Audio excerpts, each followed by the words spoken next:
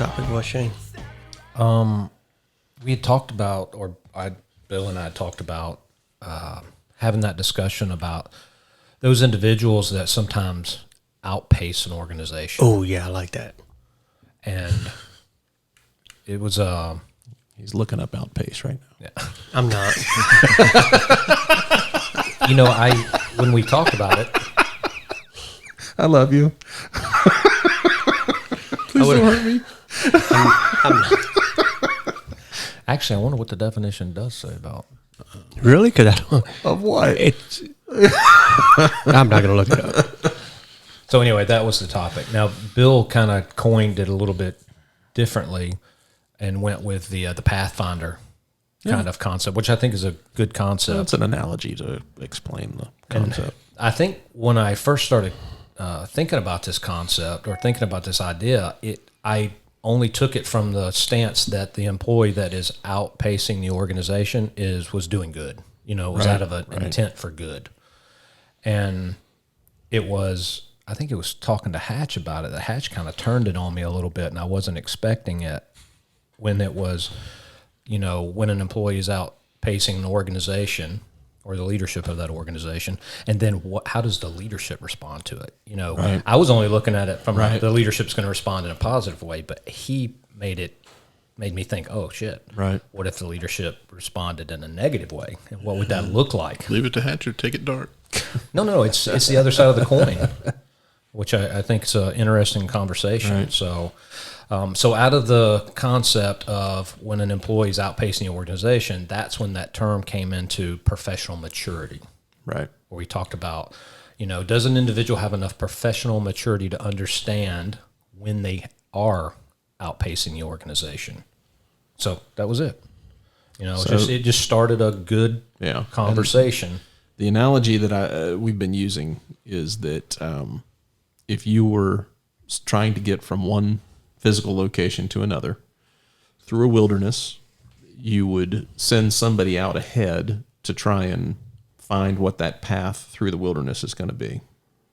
You're not letting them set the destination, but you are letting them establish how you're going to get there through the mountains, through the, over the rivers and stuff like that. And that person is that Pathfinder who's going to go out and establish the path for the main group to follow. The problem with being that Pathfinder is that sometimes you can get too far out ahead of the main group and they've lost sight of you. They don't know where you are. They don't know what you're doing. They don't know the effort. Yeah, I was going to say they don't know what you're experiencing. So, it becomes this idea that Pathfinder has to be out ahead. They've got to be out ahead. They can't be with the main group. You've got to be ahead, but you've got to be ahead at a reasonable amount, and you possibly have to keep coming back to the main group and catching everybody up, saying things like, it's not going to make sense up here, but we're about to take a hard left because we've got to go around blank, or whatever. And keeping the leader who's in the main group up to date on this is where we're going. Now, Hatch, you read Into the Unknown, Lewis and Clark. Right. And one of the concepts with this was, so an organization's not going to have one Pathfinder, right? People in the organization are going to be out there ahead of the organization in different areas. Right. And with Lewis and Clark, when they were trying to forge their way across the continent, trying to find a waterway that joined East Coast to West Coast, they would, as they're going upriver, getting to smaller and smaller rivers that were, started out on the Missouri, and they start getting into smaller and smaller. They come to a fork, two rivers coming together. And they don't know, is the one on the right one, the one on the right the correct one, or the one on the left the correct one. And they would divide the party, and they would explore 30 miles upriver, right? You're fighting the current, you're going 30 miles to try and figure out, and then they would come back, and they'd have to decide, this is the path we're going to take. So when you're doing that, and you've got those Pathfinders out there, one piece of this is that one of those people, all of their effort doesn't end up, it's kind of thrown away, for lack of a better term.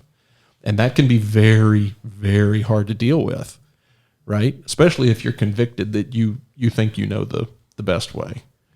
And leadership says, well, thank you, but we're going to go this way. So it's just an analogy to try and interesting, to keep up with that idea. I want to tag on what you're saying.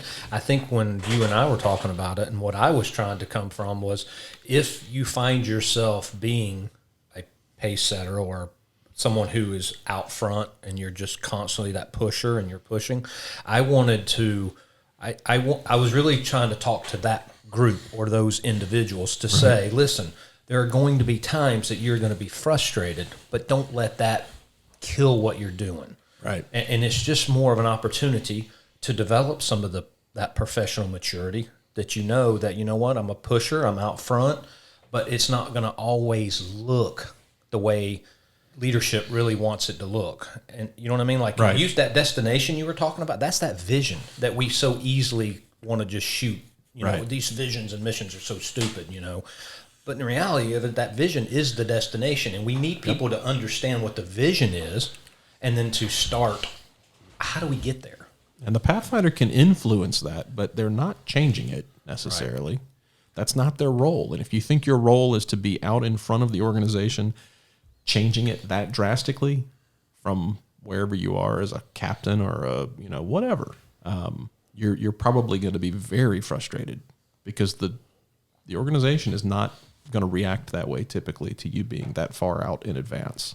So, again, if you're coming from a spot of what I would consider good leadership, where you value mentoring and coaching and relationships, I think it works, and you can have those good conversations with those individuals that are out front, really just pushing the boundaries, which I love. I love that group. They need to be there. You have to have them. You absolutely have to have them. Otherwise, an organization just sits stagnant, and it doesn't lost in the woods. But the other side of that is, if you're not that good leader or that manager, and you are instead that individual who wants to hoard information or not respond well, that person's just trying to make me look bad. Right. That's where you start to mess up. You can mess up the dynamics of an organization. So originally I was talking to just one group, the out front group. Right. But then I started to realize, thanks to Hatch here, that really we should be having a conversation with leadership also. I hope other people that are leaders in organizations are thinking about their own involvement when they have individuals that work directly with them. Right. It's easy to let your pride and ego get in the way and just shut those people down. Well, and one more piece of that Pathfinder thing, which, so let's say you're out ahead of the group, you've gone through that wilderness, you're beating a path, they can't see all of that effort that went into it, they're just following whatever that path is that you're establishing. When you come back to the group and you say, you know what, we've established this path, this is going to get us there. We need to, go this way, and then we'll go this way, and this is how we're going to get there. You have the experience as that Pathfinder of knowing all of the things about the terrain that's coming that the main group hasn't seen. You have all of that knowledge. And when you come back to the main group, there's a tendency to forget not just what you know, but how long it took you to learn it. And when you come back, you instantly expect the rest of the group to go, yeah, okay. And you're not allowing them any of the time to arrive at the same conclusion. So you kind of get cursed with this knowledge that keeps you from being understanding, I guess. And I experienced it just a couple of weeks ago. We have a true Pathfinder in our organization. He brought something to me, and I'm 99% sure he's right on it. But it was brought to me, and there was almost like we need a decision on this right now. And that bothered me because I was not being allowed the time to get to where he got.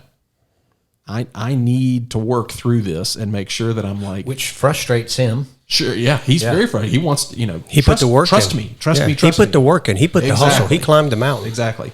And he's out front. He's where we want him. But I am left, going, hold on, slow down. Let me think through this because I need to arrive where I'm going to get there. I'm pretty sure, 99% I'm sure I'm going to get there. but I need a little bit of time to get there. Not as much as he needed. Why? He's established the path. In this particular situation, it was something that I'm not sure won't bite us. I'm 99% sure it's not going to, but there's a potential that it could get us. You need due diligence. Well, but that's it. He's beaten a path, and I'm going to walk the path.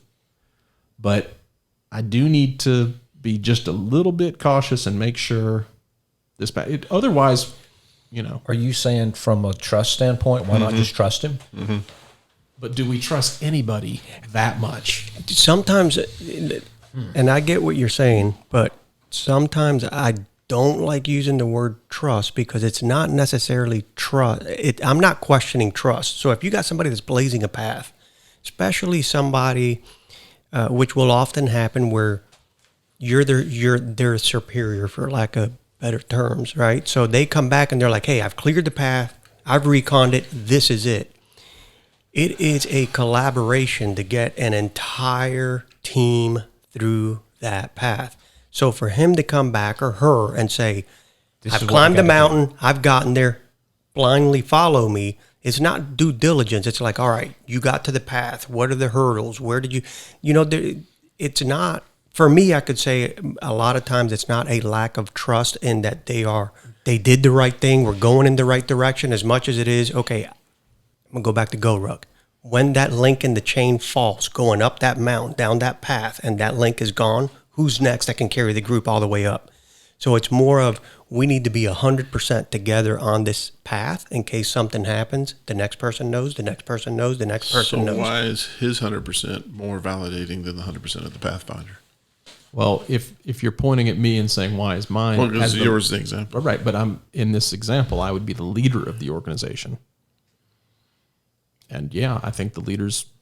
it should offer some checks and balances, right? Exactly. You're a battalion chief. If the Pathfinder came back and said... But I'm putting myself in the Pathfinder's shoes. Okay. If the Pathfinder came back and said, here's the path... I'm obviously not one. And it's going to cost you... It's going to cost you $5 million. Trust me. Is there no point where you go, hold on a second, what's up ahead that costs us $5 million?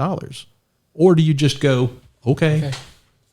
Here's a check. I got to tell you, I'll simplify it in my brain to the level of, you're the battalion and you get a call in from that Pathfinder and says, 2 more minutes. Do you just go, it's Troche, give him 2 more minutes? Or are you actually analyzing this going, what's your current situation? Give me a canned report. Catch me up here. Something the Pathfinder doesn't know.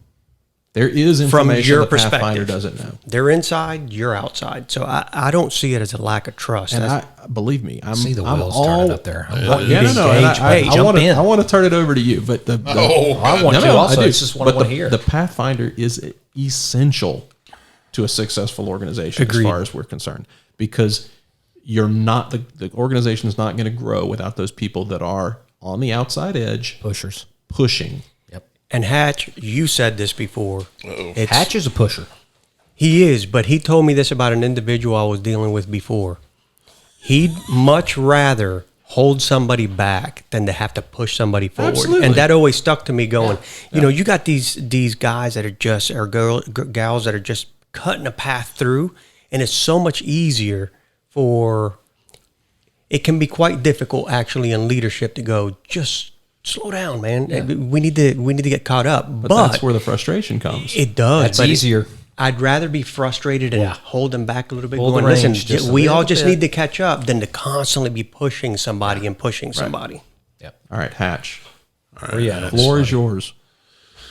Yes, for me personally, I would like to have to deal with somebody having to rein them in more than motivate them. But for the Pathfinder, for the person who is that Pathfinder, having those reins on you is very frustrating. Yes. And having that lack of trust. It makes me think of a scene from a movie, Shocker. Good Will Hunting. He's in there talking to the professor about the math problem, and the guy's like trying to check his math. And he's like, trust me, it's right. Yeah. And he gets so frustrated, he lights it on fire. If this doesn't mean anything, he lights it on fire. And so it's that whole kind of thing. The reason you have me doing this is because I know what I'm doing. And so I see when, and this is kind of goes back into other organizations. If you're the Pathfinder and you're the one blazing that trail, and then maybe the person who is your leader isn't at your same level, your same capacity, Okay. how frustrating it is to go back and have to run it through a filter that cannot comprehend what you're doing, basically. But would you not say that would be worth it for the outcome being what you thought was best anyway for the Pathfinder? I would say yes, it would be. My but point is, but if you're frustrated to the point where you just get pissed and leave, then your work never comes to fruition. Right. At least your work would come to fruition with some level of frustration, right? Yeah. But I see a lot of these guys that are hard charges like that. They're results oriented, and when things stall out, I need you to put together this proposal. And it sits on the shelf, and it sits on the shelf, and it's great, whatever. And nothing, it doesn't go anywhere. The next time they're going to do it, how much are you building up that negative of like, man, just complacency? I'll just blow the dust off of this, and hand it into them. So I see it. I see it both sides, really. I do. I'm just trying to put myself in the mindset of, because I watch this happen all the time. I imagine all of us have watched it from both paths, from the front or as some leadership. I guess for your situation where an individual, they get out there and they get out front and then they get frustrated because they don't feel like leadership's responding to anything, right? Well, and it's not that. I think sometimes leadership tries to sell them the support and is not direct and honest with them in saying, telling what the limitations are. And so these guys go and they go headlong into this. I'm trying to create this. I'm trying to do this path, whatever. And then they come back to them and be told, yeah, that was really never the goal. But I've watched that happen before, know. So it's a responsibility on both sides. That guy person. If you're sending two people up two separate rivers trying to decide which river to take, right, exactly, and you tell both of them before they leave, hey, listen, just between you and me, when you get back, we're going to go your way. Yeah, that's the problem. That's total bullshit. But the whole thing is, and I think in a lot of cases, people don't realize there's two different people. Even if they didn't tell them in that scenario, they had to know they can only go one way. So even if the leader didn't tell him, we can only choose one. But the whole thing is when you're doing that, and this group who is the blazing the trail doesn't know there's another scenario going on as well. There's that's back to what they don't know. Yeah, so and what can leadership do to be honest, lessen the frustration? Communication. Yeah. Be direct. Be honest with it. Communication. Even if you get it all, good leadership. Yeah, but I think every organization has issues with this. Why is it that we keep so much things like we got to keep this secret before? Is it secret hatch or is it because there's a ton to unpack here? You get to a split in the road and you got two different. Because here's the thing, we're going a trailblazer. Usually it's plural. Usually you got a bunch of trails being blazed throughout a department and you're not looking at one, there's 7 or 10. Right. So you get to a fork in the road and you got two trailblazers going down the same mission, right? They're trying to get to the same destination, taking two completely different paths. One goes right, one goes left. Why are you laughing, Hatch? What I get like super loud in my ears. I was like, I don't know if this got turned up or you just got fired up. No, I turned mine down. It was hot mic. It's working good for Mike, right? So you got two people going. One goes right, one goes left. They're cutting that trail to get the whole group through. The one on the right knows how difficult it was to get to their end zone. The one on the left knows how difficult it was to get to their destination too. Both of them come back to that leadership and go, mine's correct. I'm telling you, I did this. You're going to pick one. You can't split the group and go down two. It seems in surface so much easier because you're going, well, yeah, you got 50-50, right? This one comes back, gives you the information. This one comes back to give you the information. As a leader, your job is to kind of decipher through both of these. What happens when they come back and neither one of those trails are within the framework of what you feel is appropriate to go down? Yep, no, I get it. You said we can put this fire out with a little bit more water, and you're saying that and you're just like, yeah, neither one of those fit in. Now we're in Adam's territory because now is it no decision or the what environment? That's it. So we've gone right back to our earlier episodes. Yeah. So I say that to say that it seems so simple in the surface because for me, I would consider myself blazing a bunch of trails in different departments I worked for. The frustrating part for me was when I hustled to the top of the mountain, ran all the way back and said, got the path, and absolutely nothing happens, no explanation, zilch, and I just hustled to the top of the mountain and back and told you I got there, and now crickets. So we deserve some feedback to that to go, listen, Pabel, appreciate the hustle. Appreciate your effort. Yeah. Well, maybe the organization's not ready. I It's agree. delayed. So that communication did you component is race critical. to the top of the mountain because you were tasked, or did you just race to the top of the mountain on your own? On my own. Most of the time, it's on my own. That's This that's is a big thing. It is. You're right. So if is you're key. as this Pathfinder being out ahead of the organization, finding that path, if you're out there doing stuff that the organization doesn't know about, and you go to the top of the mountain and then you come back, again, they do not have the knowledge of what you've done, why you did it, Why we needed to go that way. Yeah. And that's the communication, so that, and it goes both ways. There's a responsibility on both You sides. can't just show up and say, guys, follow me.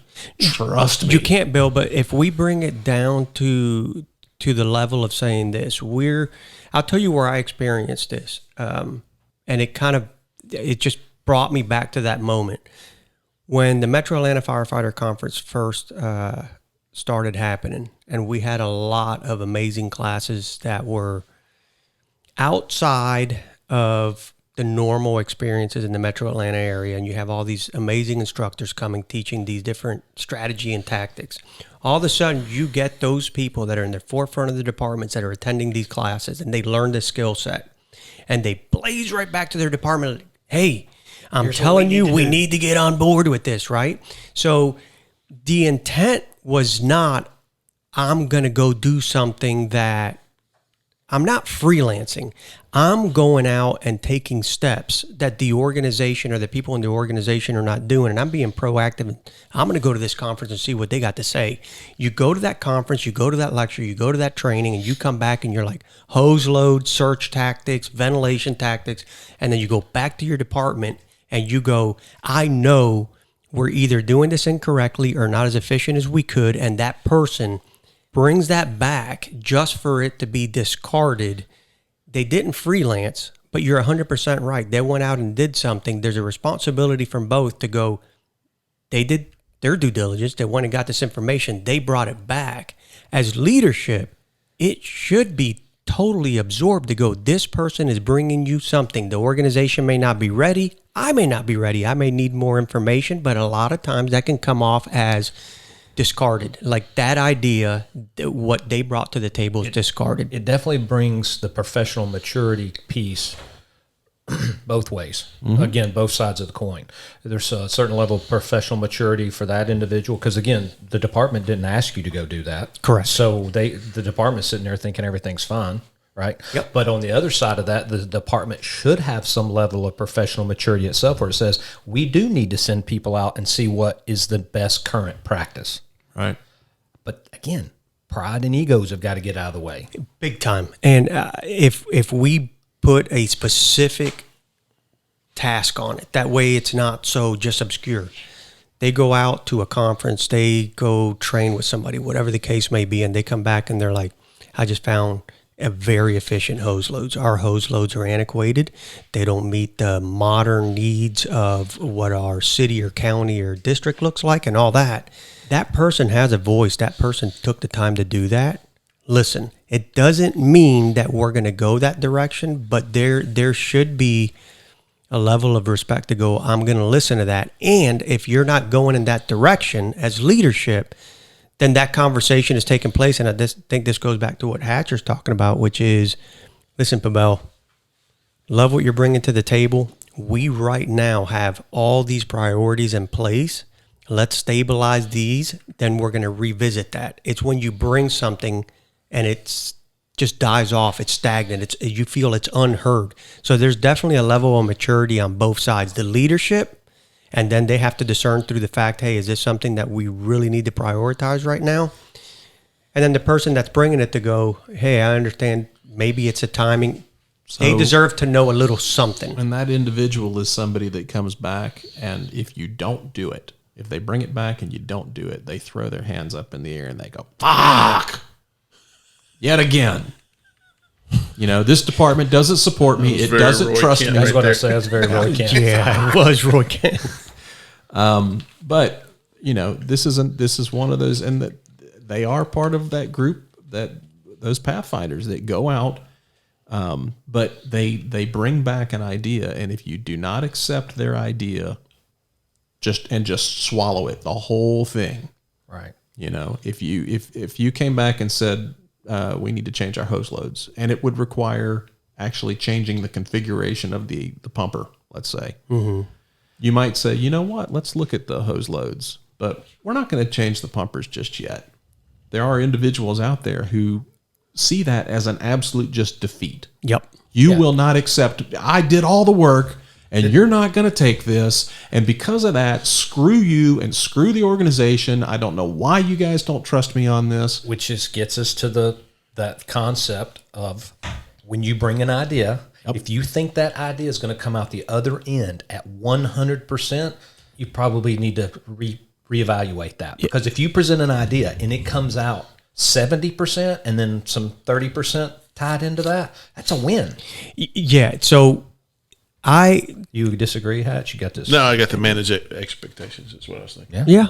I was going to say with that, and for Bill, I understand those people are there, and I've done that. I consider you that person out front. I consider you've always been that person out front, pushing. So when I come back and it doesn't happen and it doesn't go my way, now I can tell you, yeah, there was a lot of times where my immaturity or my lack of understanding led me to believe, great, I just hiked to the top of this mountain. I came back and gave you a solution and you're not going to jump on it. Frustrating. A lot of those times I didn't receive any feedback to let me know why. But then there are times now that I'm very well aware, I don't care what you said. I am exhausted. Right. I found a way and you're not following it. You could tell me we don't have enough money, we're broke. I don't care what you say. I am not at the maturity level or at the point where I can accept what you're telling me, and I'm just, so I say it's okay for me. That lesson right there is now learned, right? So I had to have that immature moments, many, where now I look back and go, yeah, you're not going to appease that Troche during that time. Today's Troche would be looking at him going, stop acting like a child, man. We don't have the money to invest on that. Appreciate your effort. What I hope comes out of this for all of us is that I believe, and this could be wrong assumption on my part, that we've all occupied that Pathfinder at some point. But now we are transitioning, and you, Troche, are transitioning because you're going to have future episodes ahead of you where you've got new people that are going to be way out front of you, which is going to be hard to even imagine. It's hard for me to imagine that somebody could get that far out in front of you, but it's going to happen. And you are going to have to, and I am going to have to, and Bill, and everybody at this table, Hatch is going to have to stop for a minute and go, okay, show some professional maturity here and understand what this may feel like for that individual as well as what this currently feels like for me. What am I doing? Am I being that leader that's just choking them down so much? Or am I communicating correctly? You know what I mean? Like I don't want to snuff the flame. To continue the analogy, so the Pathfinder comes back and says to the leader in the main group, here's where we need to go. And let's say the leader agrees and says, okay. Now think about the challenge that the leader has in getting the entire group. The Pathfinder didn't have to worry about that. The Pathfinder didn't have to do that. The Pathfinder was moving in a single file line through dense forest. All by themselves. Yeah. The leader has to bring a huge organization, possibly, and opinions all of the and thoughts. support that has to go with that. And it's not as easy to move the big group. That's where part of the reins and frustration come in, because the individual who took off on their own, it was easy by yourself. And they're going to move a whole lot slower. An organization behind you. I'm going to tell you where, and I wish we can play a video to show this. Combat Ready. During the Combat Ready class, what we do is we have certain fire ground level tasks that need to be done. You got to put out the fire control team. You have a search group. You have a RIC group. You have a vent group. You got all the forcible entry, the whole works. And as people go through each skill station, they go through each skill station. And then, there's some frustrations because you want to be super efficient, especially when people are watching. But when we get done and we light a building so hot that, okay, this is real deal. And the people at the front door are waiting for that one task to be completed, which is forcing the door before they can go in. And the search people are going in, going, where is the hose line? All of a sudden, you see these pieces fall together where everyone thought that what I'm doing is the most important thing, the most difficult thing. And if the force crew would just force that door, their damn job. I can get my hose. And the search crew is going, if that hose team will just get in here and get some water on that fire, we wouldn't be burning up. And the forcible entry team's going, well, if they wouldn't put steel in this door for us to have to go do this. So the incident commander, us, the instructor sitting at the outside, see the difficulty in every single task going on and the obstacles that are being presented for each task going on. When they're all done and they get to the end zone and the fire's out, the victims are out, everybody's high-fiving and everybody's good. But while the pressure is on, everybody thinks that their job is the most important. It is the most difficult task to be done. And if the other people would just do it, but they don't see it. Only we see it from the outside of the building. And it's cool to watch the pressure on everyone when you can't move till another person makes that move first. Right. So Hatch, earlier you brought trust up. Why don't we just trust the Pathfinder? And I want to flip that for a second on what Pavel's talking about, or at least what I think he's talking about.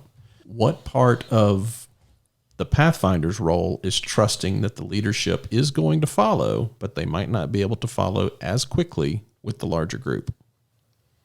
I think that's already understood. Is it? Yeah. I would think the Pathfinder would understand that a whole organization is going to grow at a slower rate. I don't No. think. I think we've got some people that I know personally that get so far out ahead of the group and don't understand why the group's not with them when they turn around. You know, I am over here blazing a trail, folks, and you are not following me. And you must just be deciding that you don't want to follow me. Right. And if that's the case, then screw you. And that's where that frustration comes in again. So there's a department. I really want to give them credit. I think I know who it is, but I'm not going to spit it out. If this is you, kudos to you. There's a department that did something about this. And here's what they did. They created a Shark Tank. And one of you guys may know the department. I think I know which one. And what they do is on a monthly basis, I don't know if they still do it or not, just like the Shark Tank show, they'd have people come in before a panel, pitch that idea, that trail. It's a proactive approach. Are they pitching the trail, or are they pitching the idea of going and establishing the trail? It could be either one. Hey, I've already done this. I went. I got this. Let me bring it back. Department didn't ask for it. Nope. No. Totally. Yeah. Which is this I is wanna come back to proactive. this 'cause I have a question on So this. the reason I think that, because a lot of times when we're having these discussions, it's hard to put, okay, what do we do about it? Well, by taking a proactive approach, and even myself, I'm thinking through this of how we can formalize this. Hey, we're having Shark Tank once a month. Shark Tank, or whatever you want to call it, is a think tank where you come through, hey, send your stuff so we can organize it. And whether you're blazing a trail and coming up through something new, or you're just pitching a task, it gives you an audience to present this to that audience proactively, instead of it kind of this concept. It's a good concept. Yep. It was successful within this department. I know the crews that I heard it from were they talked very positive about it, where it's like, yeah, we got this Shark Tank thing, and we go in there. I'm gonna go talk. Hose loads loads. People leave Shark Tank in tears. Yeah, not this one, but on TV. But guess what? Because they totally don't understand that nobody sitting up there sees why what they're proposing is going to work. A little truth bomb for you right there. Oh, somebody called 911.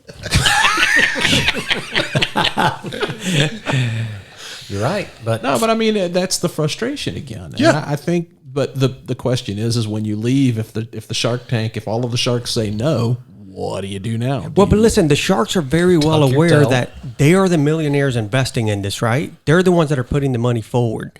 one thing that we can kind of take care of is these ideas come, we can relay some of the information back as into, hey, great idea. We're not going to move forward at this time because of this.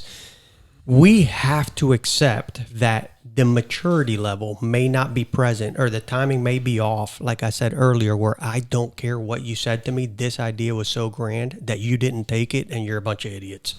That's what I think Pathfinders do, the frustrated ones. Yeah, but remember that the sharks are sitting there going, yeah, I'm the millionaire with multiple business entrepreneurs. You're coming to me for this stuff. They have a level of scrutiny, experience, and everything else that they made the decision. At least I got an audience. I'm going to give... Which required a certain level of maturity for you to say that. Right. Now, if they don't accept it and I leave and I'm just totally... they just passed up on a great idea. It may come to fruition where they messed up. They should have capitalized on it, and some other department does.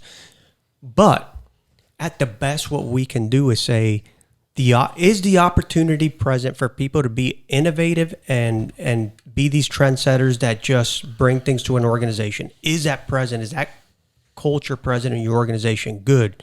Then fantastic for that organization. If you're saying no, we're just not that type of organization where we want that innovation and these people coming forward with this stuff, then I go, yeah, you got a problem up on top. We should be taking this information. I want to know what you're being very quiet. I want to know what you say.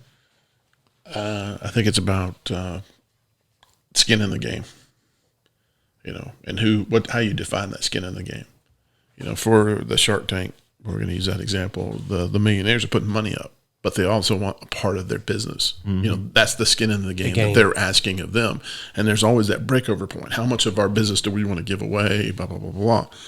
So the problem with our scenario, whatever, and these, ideas, whatever, typically the Pathfinder thinks that the skin in the game was coming up and doing the research on this.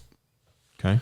But that's not the same. Their effort. Right. Is their skin in the game. The skin in the game that the leader is thinking of is like, how is this going to impact the next 5 years? Right. And so it's a completely different, way. And so I think if we could narrow that gap of what they determine or agree upon what the skin in the game is, I think they would have better understanding going on both sides. Do you think if you did it proactively, Hatch, like if we were to say, instead of waiting for this stuff to come up, totally unexpected, that comes up and says, hey, look, I want this, let's get this change going, that we were able to preload it and say, here's how, if you have something innovative or you're cutting this trail, here's where you get the opportunity to present it so we can give you the focus.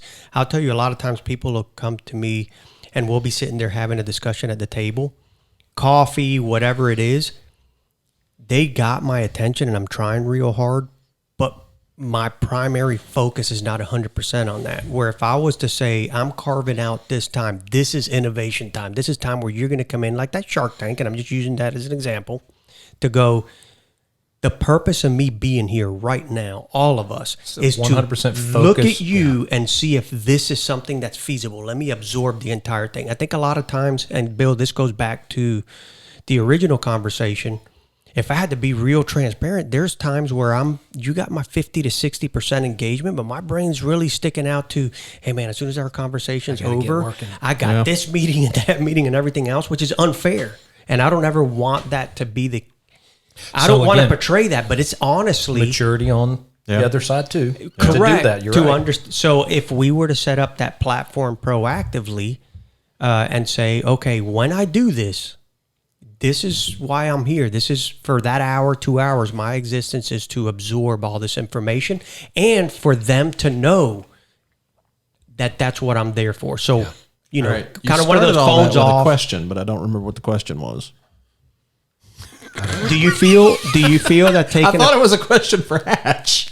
Nah, it may have been more of a statement. I think organizations, a proactive approach, taking a proactive approach, carving out time specifically for whether it's a individual one-on-one meeting where that's what the conversation is going to be. It's going to be one. Thank you for tracking there, Shane. I appreciate it. I agree with that. But is that really the problem? Is it really the problem that you have to have dedicated time for people to be innovative? I don't think so. I think some organizations it is. I think more of the problem is that level of like we're saying, if I'm going to put all this effort, is it just going to be put to the side, or they're not going to choose my thing? Why am I doing all this extra work for? Right. So if I proactively do it, I'm showing you I'm investing. How into much that. do you benefit your effort as a Pathfinder if you say to the leadership, I'm about to head off through this pass in the mountains, and I'm going to see if we've got a way to get to our goal? Especially if they're like, I appreciate that. I'm going to link you with Shane because he's already blazing that trail. Let's get both of you on it. But I mean, just the, hey, I'm about to go. And I'm not talking about asking for permission or anything like that, but just the communication to say, I'm going to go look into this. And if anybody wants to speak up and go, oh, don't go anywhere near that. That one, you're not going to succeed with that because of whatever. I know that I got a question for you. That's why I'm looking I know at you. that we have those individuals that just see, and I end up saying it to everybody that comes up to headquarters. If they get transferred up to headquarters, there's a conversation within the first few weeks where I try and tell them, listen, you're going to get discouraged that things move slower than you think they should. Please do not make that a breaking point for you. It can be very discouraging. And you don't want to break anybody. And I think that's where Hatch is coming from, is how do you mitigate that from breaking those trailblazing spirits when they just constantly come back? And it's like every damn time I do this, right? My gut wants to answer in this way: is why are you doing it? Like, what's your motivation for doing that's it? another piece of it. Yeah. I mean, why are you a trailblazer? Yeah, like what are you trying to make an impact on the department and you frustrated that way? Or are you trying to set yourself as this trendsetter? I'm like, what's motivating you? I think it could be a bunch of things. You could have an ill motive. I could tell you that there are times in my early years where I would find a path just for the sake of going, see, the one you're on is wrong. Here's the correct one. So you could absolutely be ill-intentioned in blazing a trail just to come back and, rub somebody's nose in it. Rub somebody's, exactly. So that raises a good point too. What's the intent? That's a whole piece of the. For Hatch, in part two, we're going to have. No, but I mean, let's say we're back to Lewis and Clark, and you've got the two forks in the river, and we can only take one. What happens to the one that didn't get chosen a little bit later, where they go, see, I told you. You can't do that. You can't. Well, you can, and then you can, but learn how to deal with that. But you can't control the maturity levels, and there's a lot of variables. I just say that. Well, we can control our own maturity level. Our own. That's correct. what I hope this conversation does. And that's the piece. Yeah. Just put some awareness on. Just think about how this may be perceived. How do we behave in our departments individually? And I'm pretty sure just about everybody listening is probably one of those Pathfinders. I seriously, I think if you're taking the time to listen to us or any other podcast out there on fire service, you probably default to a Pathfinder setting. So what part of the pathfinding and collaboration to go hand in hand? He used the MAFC analogy earlier, and that was a great group of collaborators. Right. If you look at it, we were all, we'd never done this before. We were blazing our own trail, Right. But I don't feel like there was a lot of, well, if you don't take my idea, I'm out, kind of stuff. It was everybody throwing in, a melting pot of ideas, and we just kind of sifted through and right. So how do you get to that? But by proxy, what we were doing is we were getting all the trendsetters, trailblazers that were coming to us, and they were going back to their departments. So what we did as a group together. I don't mean in the teaching of the classes. I'm talking about putting the conference together to begin with. We were all collaborating. We had never done it before. We were setting a new. I guess the whole thing was the Pathfinder. Well, that really I mean, it was driven by vision. First of all, there was no quote unquote leader, but there was a clear vision on what the expectation of the conference was. And there was a lot of humility in the beginning, because after a while, and I have to say that if we're going to be transparent, in the beginning, nobody knows what they're doing, right? Right. Nobody it's knows. very democratic. So you have a level of humility that you come in with. As we start getting a little bit more refined, then some of our views become a little bit more stringent. We become less flexible. Right. Yeah. And then all of a sudden, you start hitting down those different trails where somebody wants to go down this trail and go, no, I think this is it. and another person headed in another direction. But in the beginning, I think it was very collaborative because we were all trying to figure it out together. There was a lot of humility, but then experiences being gained, but those experiences are different. I may be looking at it from one perspective, you look at it from another. Well, I guess it goes back to Shane's point that in the very beginning, by communicating well what the vision is, then you put everybody into that same pathway, and there's not so much, maybe disappointment in setting those expectations. What do you think is happening right now in the fire service that are topics or items? What are some trailblazing that's going on right now that organizations are not even sure if they understand as a whole? Oh man, I think. I can think of a couple, but I'm curious, what you guys think. What's happening? What are our pushers out there involving themselves in, and then bringing back to the department where we're going? Well, in our department, we've got some folks that are pushing on nozzles. Yeah, I was going to say hoses, hose lays, nozzles, configuration. I see a lot of changes. How trucks are laid out around the country with. Just overall directions and vision in general, broad spectrum. The pandemic changed a lot of the way people did things or how they perceive things are being done. So here lately, whether it's online searching through different blogs and stuff like that, or even here in the metro where people would question the overall direction of a fire department because of some of the things that we've had to endure the last few years. Broad spectrum. Probably a whole nother podcast right there. I think we just covered about 7 of them in this one. We did. Well, that was good. I like this conversation. Yeah, same here.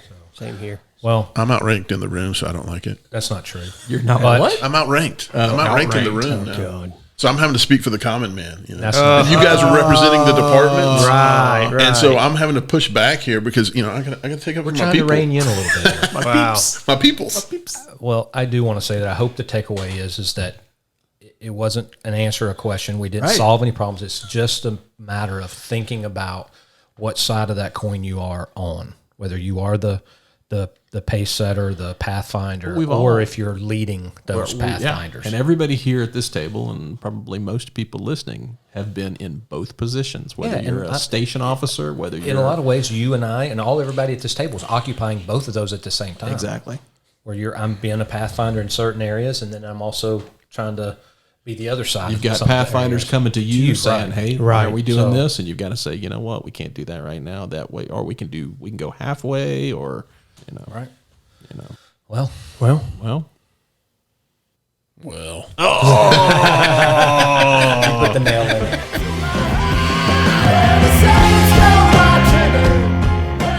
Combustible is available on iTunes, Spotify, Google Play, Stitcher, Amazon, and everywhere else you listen to podcasts. Subscribe to Combustible to make sure you don't miss out on an episode. Follow us on Facebook so we know how many of you listeners there are out there. And you can check us out online at combustiblethepodcast.com. As always, we would like to thank the Golden Dogs and True North Records for letting us use their song Saints at the Gates for our theme music. You can find the Golden Dogs music on any streaming platform. Thanks for listening, and we'll catch you later.